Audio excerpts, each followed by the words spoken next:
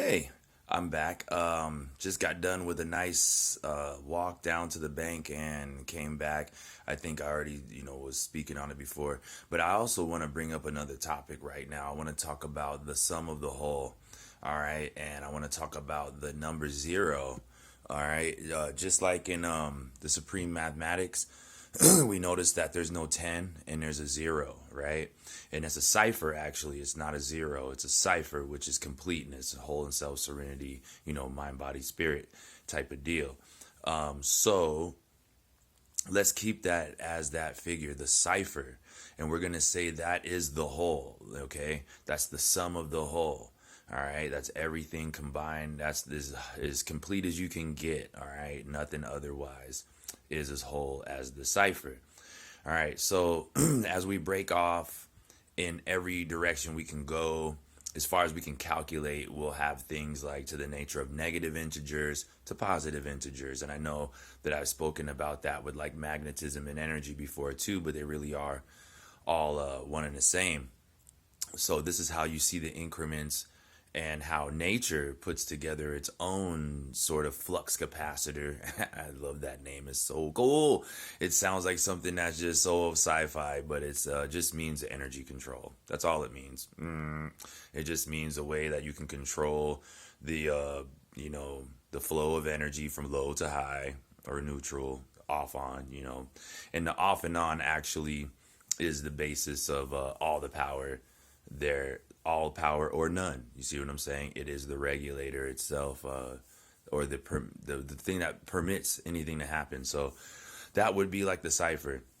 And so going off to the low, we have negative, and going off to the positive, we have those going up in positive fashion or value, right?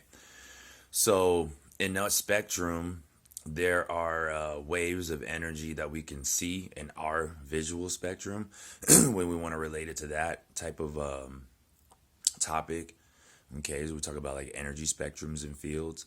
All right, so this is where we get into the prism and all the studies from scientists that were studying light physics and things like that, and they notice how light seems to refract through a prism and breaks down into its its color spectrum that's visual to the eye. And there are those that are lower and there are those that are higher, but let's focus on Roy G. Biv. Okay, all right, that's what it breaks down into, that spectrum there that you see in the rainbow: red, orange, yellow, green, blue, indigo, and violet.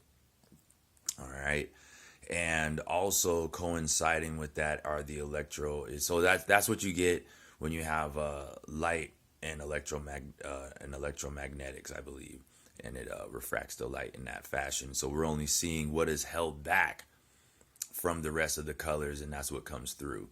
In the same nature, this seems to exist in everything we do, whether it's heat or music, colors that we paint and draw with, everything. It's like it's encoded with specific information, and these informations do different things.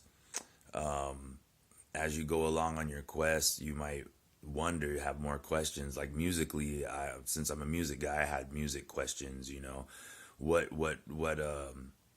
tones pertain to what colors. And I searched and searched and searched. I thought I was onto this huge new thing, which, is still interesting. It was a new thought for me, and everyone's growth is at a different pace. And what I found was that the Roy G. Biv spectrum has been written out in a musical scale where you have A as red, B as orange, C as yellow. I believe this is correct, and so on and so forth. And then once you go up higher, then I believe it's G. Then you have what would be white. I believe it would be white. Below A, I think is black or something like that. So yeah, it's pretty interesting. That what's in our visual range, we have a scale for it in music and in science and in everything else. So also in spiritual energy. And when it comes to that, I have another interesting thing, to say is that throughout my life, I've always been a very conscious person and try to be as positive as possible. It's always been like my nature. I can't stay mad. I always try to look to the brighter side of things because everything else just doesn't seem to make sense to me. I've very much been thrown into the whole conversation, late. And I've always felt that way. I've always felt like I don't have any time to waste. I've always hit the ground running, feel like I'm on borrowed time kind of deal. Things just never seem quite on balance. So it was easier for me to slip into the zone and pay attention or to ask questions out of curiosity to learn and learn and learn. And that's always been me ever since. I just have this affinity for taking in knowledge and the curiosity itself. The fire always burns, never is extinguished. So with that, I was also told by other people, though, that I've never met before, and they would tell me interesting, weird stuff like, you have a bluish aura, you know? And I was like, okay, all right, cool, cool, cool. I've heard aura before, but never did I really think of my own or try to even attempt to see one or mine. But it was always the same. It was a light bluish aura, or a silvery blue aura. And I've heard this from 3 different strangers over the time of my life. And then another person that was close to me, she told me that I'm a healer and that I'm an indigo. So I had to look into it for myself to find out what that was, and found out that, between 77 and 78, the beginning of the indigo babies were being introduced to the world. I seen things now that say 78 and above, but I got news for y'all, buddy. Back when I looked it up, it said 76 and up. So whichever way you want to slice it, I know I'm in that same area there. But even so, it's like you can't get away from the spectrum. And when you get into the bluish colors, especially for indigo or the bluish colors, you're getting into the throat chakras, these energies up in here. And my strong suit has always been communications. And when I took the placement tests in school and all that, they said I'm communications all the way. And here I am talking to you about things I learned. And I'm also a singer and a rapper, and everything's interpretive. My whole thing is expression. It's all expression. And so no matter what I do, I'm a communicator. When I was in, I took visual communication, illustration as my major.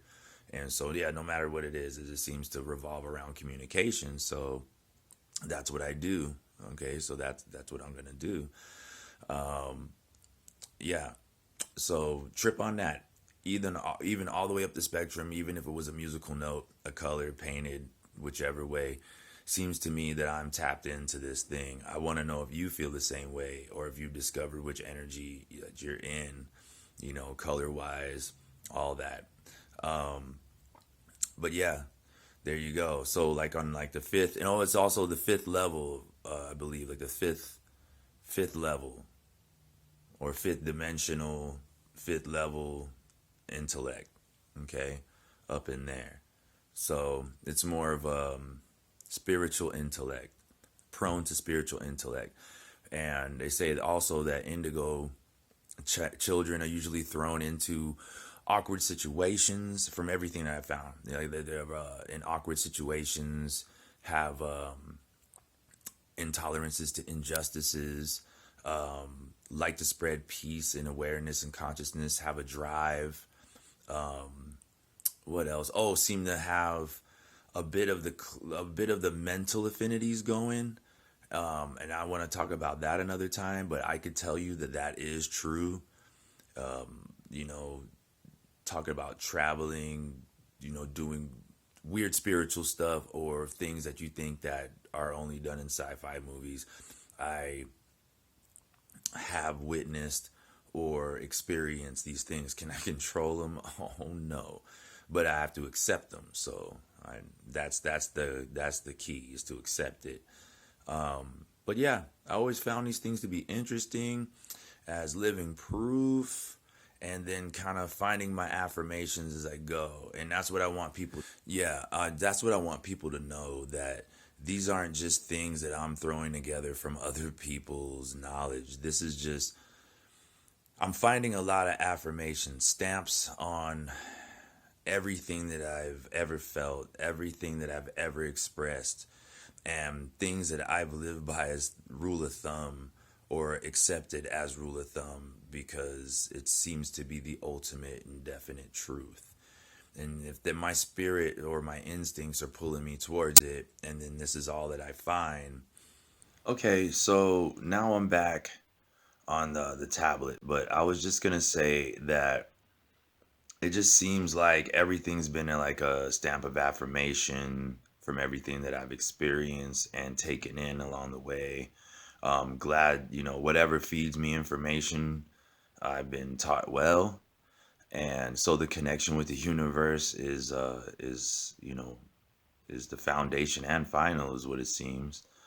And not only that, I've had some great teachers along the way too. And there's always so great minds and spirits that are all over the world, and in places that people probably would never expect them. Um, but yeah, I just, feel that when it comes to the light spectrum, that all of us are a ray or a separated sum of the whole. And that's what we're here to do, is to experience all those different rays and taking every bit of education from them, um, and then kind of elevate back into the whole, you know, as that's where we come from, is what I feel. And it's what we are. And I feel that we return to that in the end. So from bright white light refracted into colors for existence, learn about the waves, see where you fit in, what relates, and how it all relates to each other, and then ready for more lessons, once we break through all the barriers of consciousness, physical existence into intellectual existence and consciousness.